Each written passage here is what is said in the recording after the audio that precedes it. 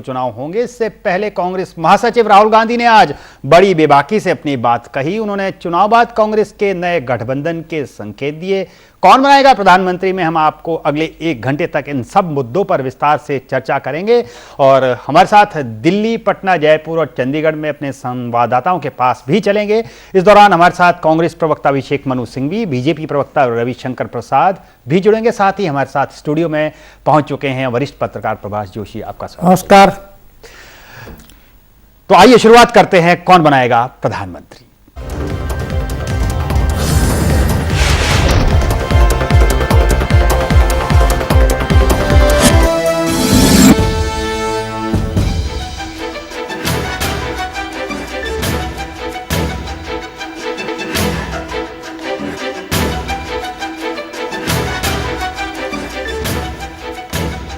कांग्रेस महासचिव राहुल गांधी आज बोले और खूब बोले। मीडिया के सामने राहुल ने यह तक कबूल किया कि सीबीआई जैसी संस्थाओं का हर सरकारें इस्तेमाल करने की कोशिश करती है और कांग्रेस भी उससे अलग नहीं है।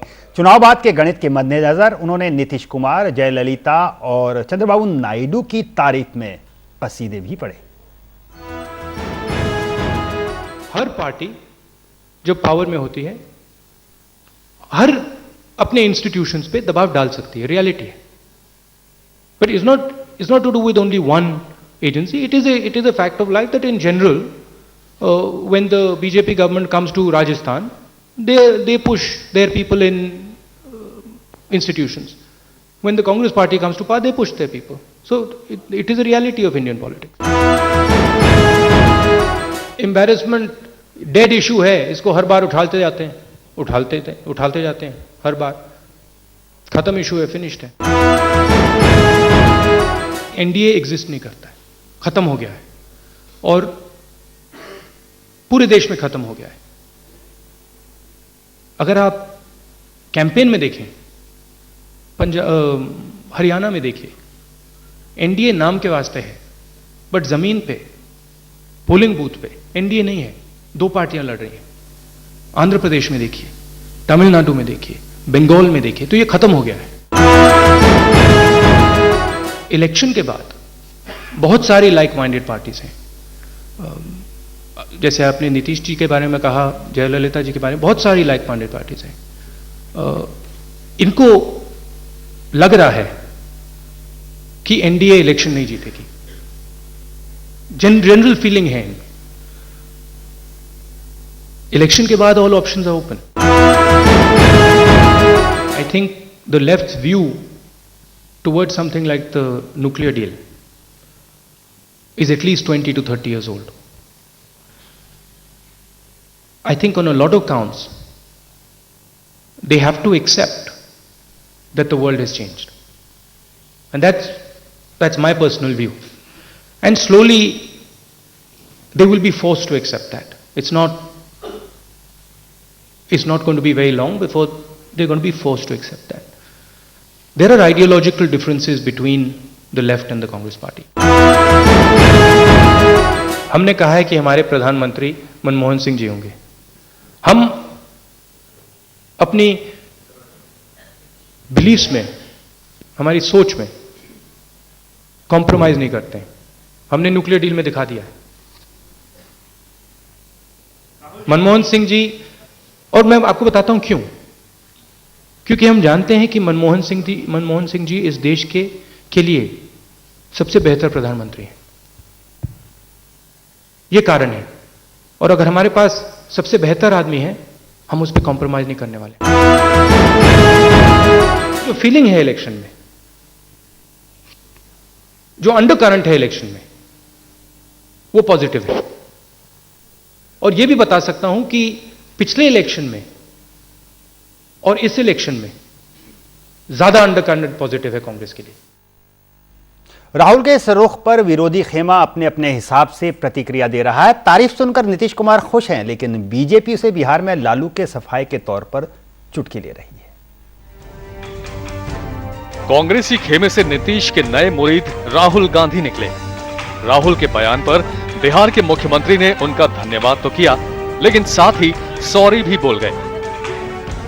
मैं उनको धन्यवाद देता हूं लेकिन इसमें कोई राजनीतिक रिश्ता, राजनीतिक समीकरण, भावी संबंध, इन सब चीज़ों को देखना समय की बर्बादी होगी। हम कल भी कह चुके हैं। एन चुनाव के बीच लालू के बजाय नीतीश की तारीफ, लेकिन साथ ही एनडीए के खात्मे की बात। जरा सुनिए बीजेपी की प्रतिक्रिया। उस 2-3 सप्ताह पहले कर दी होती तो लालू जी की दो चार सीट आनी है वो भी ना आती। कांग्रेस के ये उल्टा पुल्टा अलायंस के जो शिशु नेता हैं, एक तो किलकारियां भरना बंद कर दें, क्योंकि वास्तविकता जो है वो बहुत परे है। ये भी क्या खूब रही। सवाल पूछा जा सकता है कि सिद्धार्थ नाथ की नजर में अगर राहुल का बोलना महज नवजात शिशु की किलकारियां हैं, तो फिर जेटली उन्हीं के दूसरे बयान पर प्रतिक्रिया क्यों जता रहे हैं। खैर, राहुल ने लेफ्ट से दोबारा बात बनने की बात कही। इस पर कॉमरेड ने सीधा ना कह दिया। तो क्या प्रश्न आता है उनको फिर से समर्थन देने का, अगर वही पॉलिसीज को वो चलाएंगे, और उन पॉलिसीज के बारे में वो लगातार कहते जा रहे हैं। चाहे कांग्रेस के नेता हों या फिर सीपीएम के, बीते चंद रोज में आए बयानों को देखकर यही लगता है कि गुजरते वक्त के साथ दोनों को एक दूसरे की अहमियत फिर से समझ में आने लगी है। सत्ताधारी पार्टियां जांच एजेंसियों का इस्तेमाल करती हैं। राहुल के इस बयान की तारीफ करने में सीबीआई के मारे समाजवादी भला देरी क्यों करते। राहुल के बयान बहुत विभाग और बहुत अच्छे लगे, उन्होंने बधाई दी। राहुल ने कई ऐसी बातें कही जो आज की राजनीति के दस्तूर नहीं हो सकते। फिर भी विरोधियों को इनमें से जो कुछ भी खुद के लायक लगा, उनके इस्तेमाल का उन्होंने मौका भी नहीं छोड़ा। इस समय पटना से नवेंदु के साथ दिल्ली से मंजीत नेगी और आशुतोष भाटिया। नीतीश की तारीफ लालू से बर्दाश्त नहीं हुई। उन्होंने कहा कि शीला और राहुल क्या बोल रहे हैं मैं नहीं जानता। क्या बोले नहीं बोले हम कोई कमेंट नहीं करना चाहते, लेकिन जरूर आदमी कुछ ना कुछ पटियाता होगा, आदमी क्या करते नहीं करते। नीतीश कुमार कोई अच्छा काम नहीं कर रहे हैं। नीतीश जी बतलाएंगे क्यों तारीफ कर रहे हैं। तो नीतीश कुमार जी बहुत अच्छे काम कर रहे हैं, तो फिर उनके खिलाफ में कैंडिडेट क्या के लिए दिए हैं। सबसे पहले प्रतिक्रिया वरिष्ठ पत्रकार प्रभात जोशी जी हमारे साथ मौजूद है। सबसे पहले जो युवराज, कांग्रेस के युवराज है, आज प्रेस कॉन्फ्रेंस का मौका चुना और यूं कहिए कि कोशिश धोने की सबको की, अपनी पार्टी तक को धोने की कोशिश की। क्या वो उनको लगता है कि, आपको लगता है कि ईमानदार उनकी बाणी थी, या ये एक तरीका है कांग्रेस में उनको इंट्रोड्यूस करने का? देखिए, ये प्रेस कॉन्फ्रेंस तो इसलिए की गई कि ये बताना है कि हम जीत रहे हैं, इसलिए ये मान के चलना चाहिए कि ये पार्टी के लिए की गई थी। पार्टी के लिए ऐसी प्रेस कॉन्फ्रेंस करने के पहले कोई भी महासचिव से आप ये उम्मीद नहीं कर सकते कि वो राजनीति के बारे में ऐसी सच्चाइयां कबूल करेगा जो कि आप हम सब बहुत अच्छी तरह से जानते हैं। ये राहुल को श्रेय देना चाहिए इस बात का कि कम से कम 3-4 बातें उन्होंने ईमानदारी से मंजूर की। जैसे उन्होंने माना कि हमारी राजनीति में वंशवाद है, सभी पार्टियों में है। उन्होंने कहा कि मैं खुद उसकी संतान हूँ और मैं उसको बदलना चाहता हूँ। उन्होंने ये भी कहा कि सीबीआई का इस्तेमाल होता है। उनसे ये पूछा गया कि कितनी सीटें आपको लगता है कि आपको मिलेंगी, तो उन्होंने बिल्कुल इंदिरा गांधी के ढंग में कहा कि आप लोग अपनी सारी जिंदगी इस तरह के प्रेडिक्शन में लगाते हैं और फिर भी आपसे वो नहीं सधता है, तो मेरे जैसे आदमी से कैसे सधेगा। तो मैं ये मानता हूं कि ये ईमानदारी का, भोलेपन का और अपनी पार्टी के हितों को पुश करने का एक अच्छा नीतिगत रणनीति का तरीका था। और आप देखेंगे कि इसका कुल मिलाकर देश की मीडिया पर असर और जो दूसरी पार्टियों और नेताओं की तुलना में बेहतर होगा, क्योंकि कई बातें मंजूर करके राहुल गांधी ने मीडिया को एक तरह से डिसआर्म कर दिया। सवाल उठा नहीं, अब कोई मिसाइल, कोई तीर उठाया नहीं जा सकता। हाँ, खैर जो भी अपनी प्रेस कॉन्फ्रेंस में आजकल तीखे सवाल तो रहे नहीं। जैसे वो कह रहे थे कि कम्युनिस्ट पार्टी और भारतीय जनता पार्टी ये नहीं देखती है कि ग्रोथ होगी तो ही वो जा सकती है, पहले ग्रोथ होना जरूरी है। ग्रोथ के लिए पैसा ग्रोथ चाहिए। पसंद नहीं है और उनको सिर्फ वो है। भाई क्या बंडलबाजी करते हो यार। जब से मनमोहन सिंह आए हैं देश की 22% जीडीपी 20 घरानों में चली गई है और हिंदुस्तान के 86 करोड़ लोग 20 रुपया रोज भी नहीं पाते। ये आपके 18 साल में हुआ। किसको बंडलबाजी करते हैं आप? लेकिन ये उठ के कोई पूछता नहीं है ना।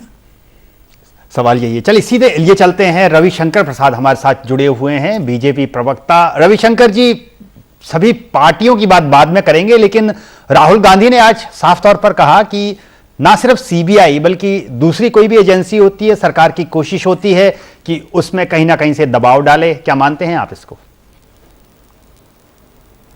देखिए, मैं आपसे संजय ब्रागता जी एक दूसरी बात पर अपनी टिप्पणी पहले आरंभ करना चाहता हूं। राहुल गांधी को आपने युवराज कहा, वो कांग्रेस पार्टी के प्रथम परिवार के एक प्रमुख हैं, कांग्रेस के महासचिव हैं, उनको अपनी बात कहने का अधिकार है, आपको उनकी बात दिखाने का भी अधिकार है। लेकिन मुझे जो चिंता हो रही है, मैं सुबह से देख रहा हूं, आज सुबह बिहार से दौरे करके लौटा हूं, तो मुझे एक अजीब प्रकार के संस्कृति का दर्शन हो रहा है जिसका मैं बहुत प्रखर विरोधी रहा हूं। मैं जयप्रकाश आंदोलन का सिपाही रहा हूं, इमरजेंसी का विरोधी रहा हूं, और 80 के दशक में संजय गांधी आ गए, राजीव गांधी आ गए तो देश अब बदल गया।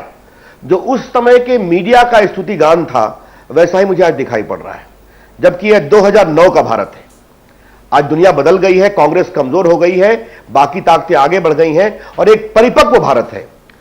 तो यह मैं बहुत ही आदरणीय आपत्ति आज के इस पूरे प्रसंग में देना चाहूंगा कि सुबह से ऐसा लगा है कि एक नया नक्षत्र भारत की राजनीति पर आया है और पूरा भारत बदल देगा। मेरे ख्याल में यह बहुत ही सार्थक सोच नहीं है। जहां तक आपने बात की, मैं एक दो टिप्पणी और करना चाहूंगा कि राहुल गांधी को अपनी बात राजनीति करने का पूरा अधिकार है, लेकिन आज जो मुझे लगा है कि यह जो प्रस्तुत करने की कोशिश की गई कि भारत के भविष्य यही है, ये स्वर और ये सुर मैं मीडिया के कई महकमों में देख रहा हूं। यह भी देश के लोकतंत्र के लिए ठीक नहीं है। अभी उनको टेस्ट होना बाकी है, लोकतंत्र से आएंगे तो हम सम्मान करेंगे। सवाल दो तीन बातें बहुत रोचक। सवाल रविशंकर जी सीधा था, एक एडमिशन एक नेता से कि कोई भी पार्टी, उन्होंने अपनी पार्टी को भी लपेटा है सीबीआई के मसले पर, कि कोई भी पार्टी रहती है, कोशिश रहती है कि दबाव डाला जाए, और दबाव कितना डाला जाए, दबाव में वो आती है या नहीं आई है, ये अलग सवाल है। देखिए, मैं उसी पर आ रहा था कि उनके कई एडमिशंस हैं। अब सीबीआई का जो इंस्टीट्यूशनल एब्यूज हुआ है, कोतरोकी का मामला देखिए, मुलायम सिंह का मामला देखिए, मायावती का मामला देखिए, आपके झारखंड मुक्ति मामला का देखिए, लालू प्रसाद के आय के अधिक संपत्ति का मामला देखिए, अयोध्या मामले में लाल कृष्ण आडवाणी का मामला देख के मैं आपके स्टूडियो में नहीं हूं, अगर आप मुझे बोलने देंगे तो बड़ी कृपा होगी। लाल कृष्ण आडवाणी आज ट्रायल फेस कर रहे हैं, आपकी जानकारी के लिए, और जो लोग आज जो बात उठी है उसमें से 3 लोग सुप्रीम कोर्ट आए थे यही मामला लेते हुए, और मैं उस केस में सुप्रीम कोर्ट में आडवाणी जी की तरफ से पेश हुआ था और तीनों मामले रिजेक्ट हो गए। आडवाणी जी ने क्या कहा, अयोध्या में क्या रोका, वो आप जानते हैं। मैं ऐसा बहुत प्रामाणिकता से मानता हूं कि उनके खिलाफ ट्रायल एक एब्यूज है, लेकिन फिर भी उनके खिलाफ ट्रायल चल रहा है, यह मैं आपसे कहना चाहता हूं। इसलिए आप कोतरोकी और लालू की आय से अधिक संपत्ति और जिस प्रकार से चला मामला मायावती और मुलायम का, और जिस तरह से सरकारी वकीलों का दुरुपयोग हुआ, उसकी चर्चा मत करिए आप। लेकिन जो मैं बड़ा सवाल है कि जो इंस्टीट्यूशनल एब्यूज हुआ है, तो सरकार किसकी है 5 साल से? राहुल गांधी उसके एक प्रमुख पार्ट है कि नहीं? आज तो मनमोहन सिंह पीछे हैं, अब तो नीतिगत घोषणाएं राहुल गांधी ही करते हैं, सोनिया जी भी कम बोलती हैं, तो इसके लिए जिम्मेवार कौन है यह भी तय होना चाहिए था। मैं आपसे एक पॉलिटिकल बात जरूर कहना चाहूंगा, वो ये कहना चाहूंगा कि यह किस तरह की राजनीतिक सोच है कि एक ही साथ लालू की तरफ भी खड़ी है, नीतीश की तरफ भी खड़ी है। अब इसका कि मैं क्या मतलब निकालूं? बिहार से मैं आता हूं, बिहार को समझने वाले लोग जानते हैं कि यह कैसी राजनीति है। आप लेफ्ट के सामने भी दाना डालने की कोशिश कर रहे हैं और ममता जी को भी साथ लिए खड़े हैं। यह कौन सी पॉलिटिक्स है? मैं ऐसा मानता हूं कि यह थोड़ी हताशा की राजनीति है, निराशा की राजनीति है। जो जमीनी स्थिति है महंगाई को लेकर, बेरोजगारी को लेकर, कुछ बातें जो प्रभात जोशी जी ने कही, उसके कारण जमीनी हवा में देख रहा हूं, हम लोग भी देख रहे हैं। तो लगता है कि थोड़ा आज राहुल जी के माध्यम से संकेत करने की कोशिश की गई है कि हमारे दरवाजे खुले हैं, जिसको आना है आ जाओ। मैं इसको इस प्रकार से देखता हूं। लेकिन एक महत्वपूर्ण बात जो राहुल गांधी चुप रहे कि मनमोहन सिंह कांग्रेस पार्टी के प्रधानमंत्री के उम्मीदवार तो हैं, क्या सभी गठबंधन के भी हैं? जो आज उनके साथ है आगे उनके आने वाले हैं। शरद पवार के इरादे कुछ और हैं। मुलायम, लालू प्रसाद, रामविलास पासवान सभी कह चुके हैं कि हम 16 के बाद तय करेंगे। अगर इसका भी स्पष्टीकरण वो दे पाते तो शायद अच्छा होता। चलिए रविशंकर जी बने रहिए, हम आपके पास लौटेंगे। तो चर्चा इस बात को लेकर भी कि इतनी तवज्जो राहुल गांधी को क्यों दी जा रही है, यह सवाल रविशंकर जी उठा रहे हैं। चर्चा को और आगे बढ़ाएंगे। अभिषेक मनु सिंघवी कांग्रेस के वकील, ये एनडीए बीजेपी के वकील है, कांग्रेस के वकील भी आएंगे, शायद हमारे साथ जुड़ गए हैं। एक छोटा सा ब्रेक लेते हैं और ब्रेक के बाद सीधे उनके पास लिए चलेंगे और इस चर्चा को जारी रखें। आप चलते रहिए समय के साथ।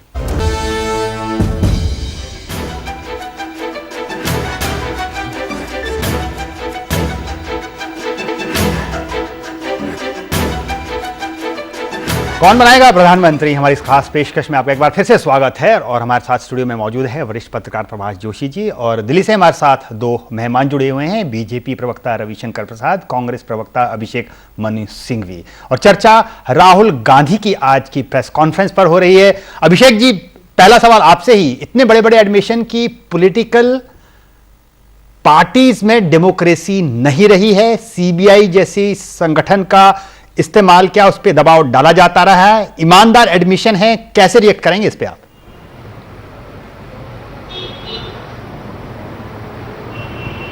राहुल गांधी, जिन लोगों ने भी उनकी राजनीतिक करियर को फॉलो किया है, उनकी शैली को, उनके बोलने के स्टाइल को, उनके कार्यशैली को, सब जानते हैं कि वो उस प्रकार के राजनीतिक नहीं हैं जो आम परिभाषा में जिसको आप राजनीति कहते हैं।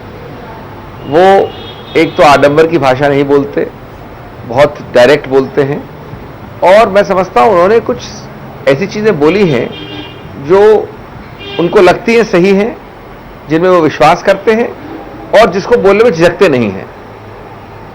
और अगर उन्होंने ये जो पॉलिटिकल डिस्कोर्स, वार्तालाप का स्तर उठाया है, तो मैं समझता हूं ये बहुत प्रशंसनीय चीज है।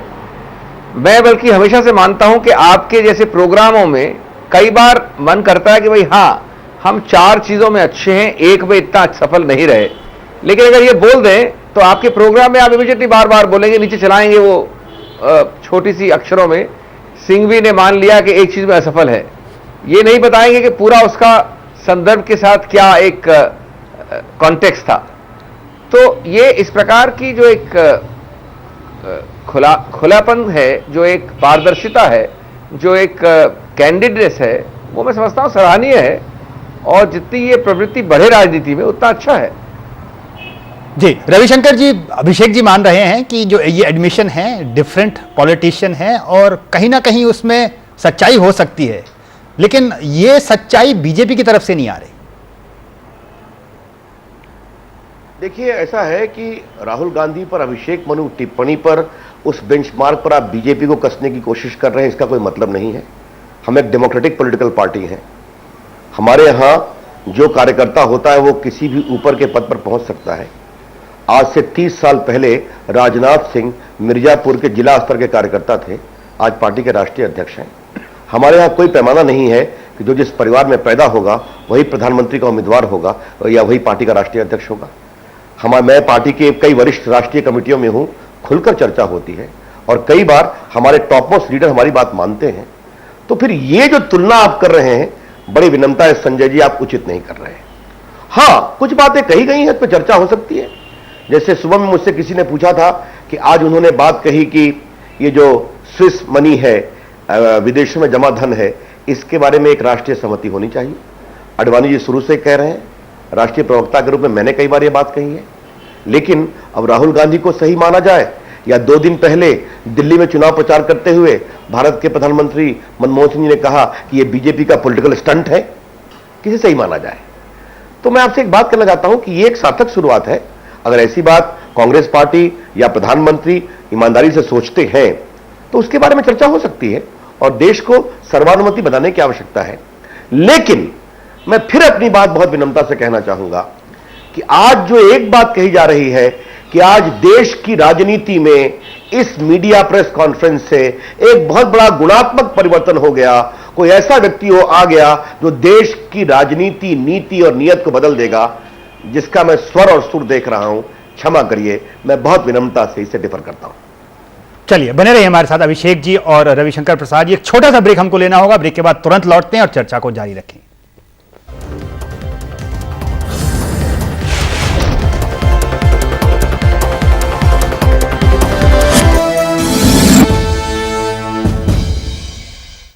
ये बंदा क्यों है ठंडा? आपके सर पर योगी राज का हाथ है। ऋषियों का ज्ञान, 14 जड़ी बूटियों का वरदान, योगी राज ठंडा तेल। तिलकिट दाना देगी नाना, लेट्स वॉच।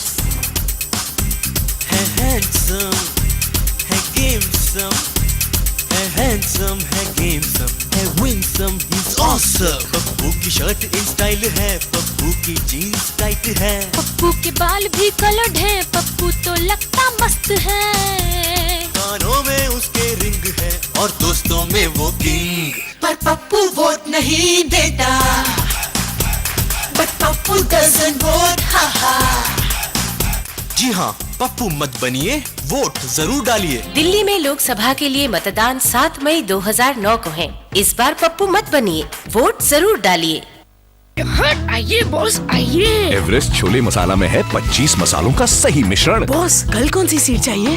टेस्ट में बेस्ट, मम्मी और एवरेस्ट। द्वारा संचालित महाराजगंज का पहला engineering college ITM Maharajganj. AICTE approved courses offer civil engineering, mechanical engineering, IT and computer science. Registration open. Contact ITM camp office, Mangalam tower, Golghar. इसमें है उत्तम क्वालिटी का कत्था, शुद्ध केसर, सुपारी व नेचुरल परफ्यूम। राजश्री पान मसाला। राजश्री पान मसाला, अच्छा खाइए, निश्चिंत रहिए। लंबू अंकल के साथ एक्टिंग करते डर नहीं लगता? लंबू अंकल से नहीं डरता क्योंकि मैं सब इसको खाता। एक्टिंग शैक्टिंग नखरे शकरे लंबू अंकल को सिखाता। मैथ्स में इतने कच्चे हैं वो, मैं उनको मैथ्स पढ़ाता। सब इसको है ना? अरे क्या बोल रहे हो? क्या लंबू अंकल भी सब इसको खाते हैं? सब इसको बिस्किट्स।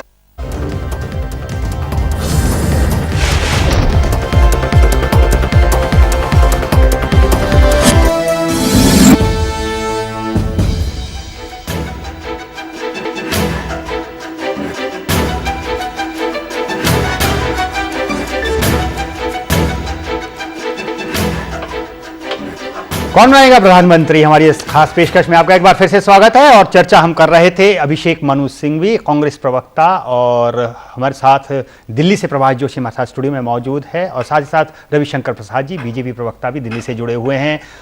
हमारे दोनों मेहमानों को क्योंकि जाना है, इन्हीं से सवाल इस वक्त किया जाए। चौथे दौर का मतदान हो रहा है। 3 दौर में तमाम मुद्दे उठे, प्रचार रहा, जमीन आपने भी खूब टटोली है दोनों नेताओं ने। अभिषेक जी, पहला सवाल आपसे, क्यों चौथे दौर में आप कहेंगे कि वोट दिए जाएं तो कांग्रेस या यूपीए को दिए जाएं, और क्या आधार ऐसे मानते हैं कि आपको लग रहा है कि सरकार आपकी बन रही है? देखिए, अगर आप प्रदेश वाइज देखें, अलग अलग प्रदेशों में देखें, तो कांग्रेस के प्रति एक बहुत बड़ा रुझान है। मैं अगर सिर्फ कुछ उदाहरण दूं, उत्तर प्रदेश में आपको इस बार चौंकाने वाला परिणाम आएगा कांग्रेस के लिए। जहां जहां मैं गया हूं वहां पर एक जिज्ञासा है, एक रुझान है और एक सीधा प्रयत्न है कि जुड़े कांग्रेस के साथ। आंध्रा में जो लोग कह रहे हैं कि ये इतनी भारी सत्तारूढ़ वहां पर ऑलरेडी मेजॉरिटी है, उसके बावजूद इतना जबरदस्त काम हुआ है आम आदमी के लिए। मैं बड़े प्रदेशों की बात कर रहा हूं सिर्फ। महाराष्ट्र में हम अपना वर्चस्व बनाए रखेंगे। तो अगर ये आंकड़े इस प्रकार के हैं कि बड़े बड़े प्रदेशों में, पश्चिम बंगाल देखा आपने, पंजाब देखा आपने, राजस्थान में कम से कम 4 या 5 गुना वृद्धि होगी। इस प्रकार के मैं आपको उदाहरण और कई दे सकता हूं। अगर ये सब जोड़कर कांग्रेस सिंगल लार्जेस्ट पार्टी होती है, जो मैं आश्वस्त हूं, तो आप ये मान सकते हैं कि यही एक ध्रुव होगा जिसके तरफ इतने सारे और पार्टियां स्वाभाविक रूप से जाएंगी, कम से कम ज्यादा स्वाभाविक रूप से बनिस्बत बीजेपी के। इसलिए मैं समझता हूं कि हेलो जी आप सिंगल लार्जेस्ट गठबंधन में मुझे कोई भी संदेह नहीं है कि सबसे बड़ा गठबंधन कांग्रेस का निश्चित रूप से बनेगा। हां, कुछ प्रदेशों में कुछ घटत हो सकती है, कुछ प्रदेशों में एंटी इनकम्बेंसी के कारण कुछ फर्क पड़ सकता है, लेकिन पूरे भारत का देखें आप अगर नक्शा, तो निश्चित रूप से भारी बहुमत से ये गठबंधन आगे आएगा। जी, राजीव जी हमारे साथ जुड़े हुए हैं, सीधे रविशंकर जी हमारे साथ जुड़े हैं, उनके पास सीधे लिए चलते हैं। रविशंकर जी, आपसे भी सीधा वही सवाल, 3 दौर का मतदान हुआ, आपने भी काफी जगह जमीन टटोली है, खासतौर पे बिहार में तो आपने काफी अच्छे से टटोली खंगाली है। क्यों लगता है आपको कि एनडीए जीत रहा है और क्यों आपको वोट करे? संजय जी, मैं देश के 12-13 प्रदेशों में घूम आया, बिहार में भी लास्ट में गया, पहले भी गया था। देखिए, यह चुनाव हो रहा है 5 साल से कांग्रेस, मनमोहन सिंह जी, सोनिया गांधी की सरकार ने किस प्रकार से काम किया है।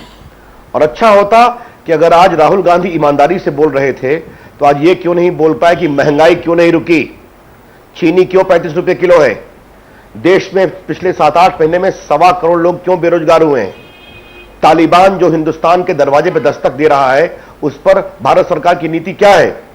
अगर उसके बारे में खुलकर बोलते तो शायद लगता ईमानदारी से बोल रहे हैं। ये 3 मुद्दे देश को बहुत आंदोलित कर रहे हैं। महंगाई से पूरा हिंदुस्तान त्रस्त है, बेरोजगारी से नौजवान अनिश्चित है, और जो तालिबान का खौफ बढ़ा है, मैं आपको बताऊंगा कि नीचे तक इसके कारण कितनी चिंता है, ये आपको समझने की जरूरत है। मुझे लगता है कि इन सारे मुद्दों का कांग्रेस पार्टी कोई स्पष्ट उत्तर नहीं दे पाई। ठीक है, अभिषेक मनु जी अपनी बात कहेंगे, मैं भी अपनी बात कहूंगा। यूपी में सही में चमत्कारी नतीजे होंगे, उनके पक्ष में नहीं, हमारी तरफ होंगे। लेकिन देश में यह बात मैं बहुत गंभीरता से कहूंगा, एक बदलाव की चाहत बहुत जबरदस्त है कि अटल बिहारी वाजपेयी ने शासन कैसे किया, कीमतें स्थिर रखी और देश की क्या स्थिति थी। और हमें ऐसा लगता है, अभी आंध्र की बात की, मैं आंध्र भी गया था, कांग्रेस पार्टी आज की तारीख में मेरे हिसाब से केरला के अलावे और कहीं बढ़ती दिखाई नहीं पड़ती है। बंगाल में अगर बढ़ेंगी तो ममता जी बढ़ेंगी, बाकी सब जगह कांग्रेस की गिरावट होगी, ऐसा मेरा मानना है। अब जहां तक बड़ी पार्टी का है, तो अभी यूपीए में बचा कौन है यह मुझे समझ में नहीं आ रहा है। किसको माना जाए यूपीए? शरद पवार का अपना स्वर है, मुलायम, लालू जी, रामविलास, सबके अपने स्वर हैं। इसलिए 16 को रिजल्ट अच्छे आएंगे, चमत्कारिक आएंगे, और आपके साथ मैं आपके चैनल पर जरूर आऊंगा चर्चा करने के लिए, और उस समय देश का बदलाव एनडीए की ओर होगा, मेरा पूरा विश्वास है। चलिए, बहुत बहुत शुक्रिया रविशंकर प्रसाद, बीजेपी प्रवक्ता, और साथ ही साथ अभिषेक मनु सिंघवी हमारे साथ जुड़ने के लिए, समय पर आने के लिए। तो इस मुद्दे पर चर्चा आगे और भी होगी, कहां कहां चुनाव है, कौन कौन दिग्गज चुनाव मैदान में हैं। प्रभाष जोशी जी लगातार हमारे साथ बने हुए हैं, उनकी तीखी टिप्पणी की बयार किस तरह बह रही है वो संकेत भी आपको मिलेंगे। बस एक छोटे से ब्रेक के बाद अब चलते रहिए समय के साथ।